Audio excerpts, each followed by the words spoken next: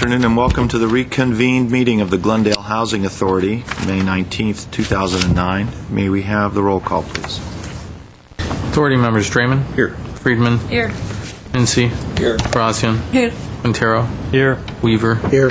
Chairman Najarian. Here. May we have your report? The agenda for the May 19, 2009 regular meeting of the Glendale Housing Authority was posted on Thursday, May 14, 2009 on the bulletin board outside City Hall. Thank you. The next item. Next item is approval of minutes. Second.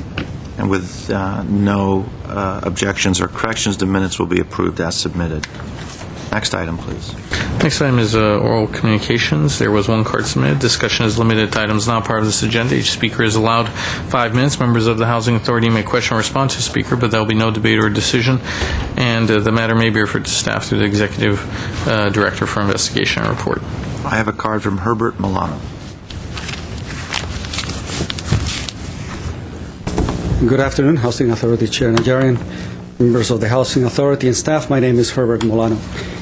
Next month will mark the one-year anniversary of the start of the Quality of Life Indicators Project.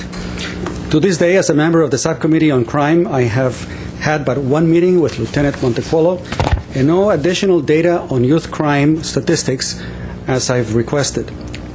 Today, our policies for apprehension, criminal justice, and prison systems create a huge burden on state, county, and city budgets that is unsustainable.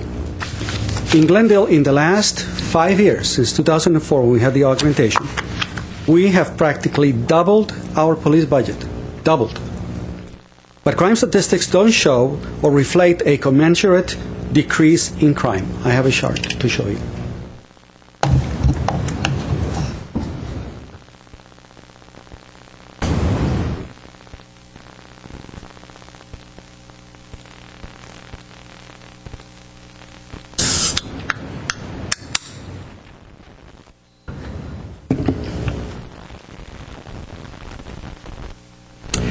Here we have the Glendale violent crime trends, and if you look at the trends in the decreases, it started from roughly the early 1990s, continual decline until about 2004. This was the 2003 was the first year of Police Chief Adams, but as you can see, no major significant changes. In fact, increases after that, after the police augmentation. Here's property crime in Glendale. Basically, up to roughly 2002, 2003 was a decrease, and it's been flat ever since. Here we have aggravated assault. Continual decreases up to 2004, and since the police augmentation, actually no changes, but rather increases. Burglary trends, likewise, we had a continual decrease, but a slight uptick in 2008 due to primarily shoplifting. And here's robbery trends in Glendale from 2004, 2005, increases. Auto theft trends is a continual decline throughout. It is the belief that the use of LoJack and other technologies have basically assisted in that process. But here's our Glendale Police Department budget. So as you can see, from starting in 2004, when we started our augmentation, we went from roughly $33 million to now $66 million with regard to the police budget. And that particular investment has not actually shown any significant increase in the crime trends, as you see. What I would like to propose is that we move towards crime prevention and fund the recommendations of the 2001 Youth Strategy Report. All of the elements of the Youth Strategy Report were prepared by the then Police Chief Seiberling, the then Parks Department, and other members of the Glendale key departments, including housing, as a plan on how to augment our youth programs. The decreases in crime from 1992 forward that you see on these charts is explained in this book very clearly by economist Stephen Levitt. I recommend you read it. Our efforts, I believe, must be placed in attending youth and families at risk and reduce our dependence on police pay and benefit increases that show so few benefits. Thank you very much. Thank you. I have no other cards. Oral communications is closed. The next item, please. On the business agenda, at 6A is Director of Community Development and Housing regarding professional services agreement change orders in connection with affordable housing development in Glendale. 6A1 is motion approving change orders for the following two firms totaling $33,000. First is Kane, Ballmer, Berkman in the amount not to exceed $17,000, total contract amount increasing to $143,600 for specialized legal services, and Tierra West Advisors in an amount not to exceed $16,000, total contract amount increasing to $86,000 for financial analysis services.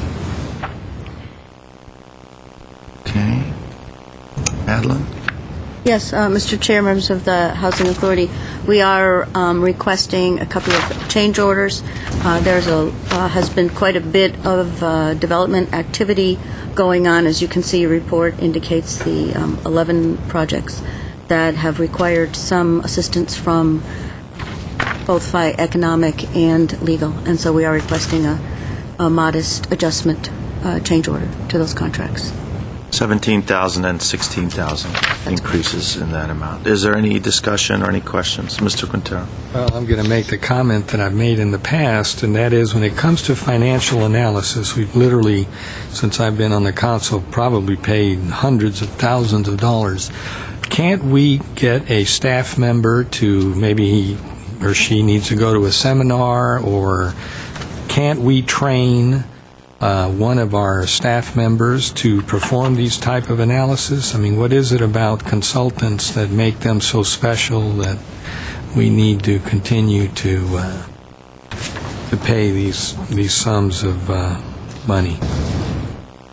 I mean, they all had to have had some training somewhere. They had to have, had we done this years ago, I mean, by now, whoever we hired to do it, or, whatever staff member we trained, it seemed to me they would be able to perform this analysis for us.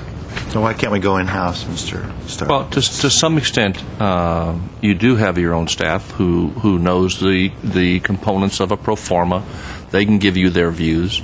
What your staff won't bring is the experience in working in other projects in other cities. I mean, the number of times, for example, with Kaiser Marston, who is probably the most prominent and largest of these types of firms in California. You recall Cal Hollis, and the times he's able to literally rattle off project after project in Southern California that he has direct experience with because he's sat in on negotiations, he's helped evaluate and craft structures. Your staff knows the components of a pro forma, and they can even reflect on what they anticipate is being done in other cities, but you get the extra level of professionalism and insight with a consultant of this nature that frankly lets you test your own views. Right, but Mr. Starbird, for instance, Cal Hollis, when we're talking about hotels, we're talking about what are essentially private sort of situations. With affordable housing projects, they're all in the public sector. Can't one of our staff members or these people that we hire, I mean, don't they just get the numbers and so forth, pick up the phone, talk to the housing authority and other But they're not as in tune with what's happening necessarily in the development community. They don't rub elbows every day with other developers and see other kinds of projects and deal with the financing components, or in touch all the time with tax credit agencies. So having watched these folks even through structures like the redevelopment associations committees, and they have one on affordable housing, and you watch the consultants who do this, they're engaged in it all the time across a broad breadth of projects. They've got a lot of insight, even if they're not attorneys. They have a lot of insight into the legal issues, the economic issues. Well, but that's, look, I don't have a problem with the legal services. That's certainly a different Mr. situation. Quintero. Right. I think the private attorneys I'm happy to hear that. need to feed their families. But the other professional service agreements having to do with essentially looking at a contract between us and the housing developers and so forth. Here's $86,000, a total of $86,000. It's just beyond me that we can't train. It's different if we didn't have any staff that were capable of doing it, but we certainly have staffs who all have college degrees, have worked in this industry for years. Well, and you have your staff who weighs in on economic issues. But again, what you're buying is you're buying a breadth of experience and exposure that your staff will not get. They just won't get it. You can do without it, sure, but you won't get a breadth of experience in actually interfacing with projects, with the financial arms of it, with the legal components of it that you will in a professional firm. And yes, your staff will still bring you their views. They're used to working on pro formas. They have their own sense of what's appropriate in a given market, but they just don't have the exposure that you'll have through a consultant. Mr. Starbird, could you come back to us with an analysis of this as to the feasibility of going in-house and the pitfalls or the advantages? Sure. Obviously, there's the first off is the price advantage that is not lost on any of us at this point, but for the long term, you talked about the breadth that an outside consultant would bring in his vision. If you could put that down, I think we'd like to perhaps discuss this. And I mean, it's a general theme that sort of floats in and out of our discussions on budget and cost savings. Okay. So at least with this particular component, just so we're all clear on what advantages may be brought to the table. However, would also like to see what the disadvantages and perhaps dangers might be in doing that as well. Sure. We'll do that. Okay, any other discussions on this item? Do I have a motion for 8A1. 6A1. 6A1? And can we do both together, 6A1 and 2? Why don't we separate them? I'd like to. Okay, 6A1. Dot. Your microphone, thank you. 6A1, feed the attorneys motion. Stimulus plan. Is there a motion and a second on that? Second. Okay, let's take roll call on 6A1. Authority members Freeman, Yes. Friedman, Yes. Mincy, Yes. Karazian, Yes. Quintero, Yes. Weaver, Aye. Chairman Najarian. Yes. And anything for 6A2? Oh, I have a question. Mr. Gray. So on that, which is the portion that Mr. Quintero was discussing, you've asked the city manager to bring back a discussion point and some information. So that would be following our going ahead with this proposal, though, correct? Yes, because I think, have the services already been provided? So they're on contract and they've already charged against it, and I don't think we could keep them waiting. In any event, they would have a claim for Well, then they'd for be the repayment. then they'd be seeing our attorney. Right. Right. So that's Thank goodness we just voted our vote. Otherwise, whom would they talk to? Sorry. All right. Thank you, Mr. Chair. okay. Did we have a second on that? Second. On 6A2? There is no 6A2. How are we doing? That's what I'm looking. What am I looking at here? It says dot on mine. It's in essence You called it 2. It's the contract with Sierra West Advisors. 1 sub Next time, leave the dots. point 2. point 2. Okay. Is that clear? Anyway, Mr. a second. Yes, Clerk, as to yes, what we'll make those moving and notations. seconding? Let's take the roll call, please. Authority members Raymond, Yes. Friedman, Yes. Mincy, Yes. Karazian, Yes. Quintero, No. Weaver, Aye. Chairman Najarian. Yes. Next item, please. Is there any authority member or staff comments? Yes. Mr. Mincy. This, the Housing Authority and the City Council had a joint meeting regarding the smoking ordinance prior to its being voted on by the council. And I wanted to bring up one thing. It reminded me the other day at Brand and Broadway, 2 ladies are smoking like mad at the the bus bench. And, we have a lot of people that use, it's Brandon, Glendale, Brandon Central, and San Fernando Road in Los Feliz that don't live here. They don't live in Glendale, have no idea we have a smoking ordinance. And they come from the north, and particularly from Pasadena or Hollywood. And if we could have just a little sign at those benches, maybe the smoke, how they put a line through smoking thing? there's nothing to tell them that we have a smoking ordinance. It wouldn't be very expensive, but it's just a suggestion because right now people don't know. And I suggested to one man, and he offered me bodily. He was going to beat me up, so I didn't do that anymore. But we need some kind of notification. Did you tell him who you were, Mr. Mayor? I did. You were a duly appointed You know who I representative am? of the Glendale Housing Authority? I did it nicely too, not that, but I did tell him we had more. Do you know who I used to be? Ms. Friedman. I think it's a great idea. While we're at it, we should actually put some indication of where the buses go, because most of the bus stops that I've seen, I don't think I've seen one yet that has a bus map on it, or even telling you where the bus is ending up. I tried taking the bus a few times just from Brand and ended up walking home because I couldn't figure out where the bus went. I'm serious. I mean, I don't understand how we're trying to get people on public transportation if we don't give them a bus map. It seems the most simple, obvious thing. Sorry, I know it's a little off topic, but you got me going. Was that Beeline or MTA? I don't know. It doesn't say on the bus stop what bus it is or where it goes.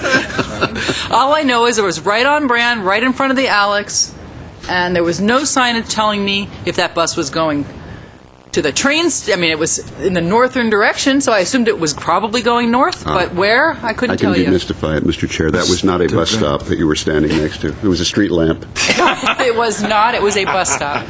It had ads in it. Mr. Chair, I would agree with Mr. Mincy. We don't want to see him being physically attacked. So, and I thought he was going to start out a joke. He was saying two women were sitting at a bus bench on Broadway, but no, I would agree with that. We have visitors to the city and who don't necessarily know the intricacies or eccentricities, as some would say, of the city of Glendale. And I, by all means, after having come through a long election process, I don't want to see us lose our new council member simply because she can't find her way home. Or being dropped off out of town. So as far as the Beeline buses go, why don't we ask staff to refer that to perhaps the Transportation and Parking Commission, and they're doing an overhaul on the routes currently, and perhaps come back to the authority or to the council with some discussion on. Actually sending out Okay. route maps and bus stops and all of that. So. And as far as the MTA lines go, some do go north and south on Brand. Why don't you ask them about getting some flyers? They have route flyers that, or fixed maps that can help. We'll hopefully get some information. Anything else? I have a comment. I would like to, and I understand in the past, this past year, the cold weather shelter was moved from our armory due to construction to the Burbank Armory. And now Burbank, I believe, has informed us that they will not be able to accommodate the shelter for this upcoming winter. And what I'd like to know is I'd like to get a report on that. I'd like to know how many individuals generally make use of the shelter. I understand that there's that they're provided transportation, and where are they transported from? And is there any crime issues during the times that the shelters are open for those that make themselves that take avail of the cold weather shelter? So that, if we can get that in a report of some manner, that would be good. Yeah. Mr. Chair, we have all that information. We will get it. We will make a report. You want it made here in front of the Housing Authority? I think we'll keep it at housing. Any other comments? And not, I think I'll take a motion to adjourn. So moved. Second. The authority is adjourned. Wait.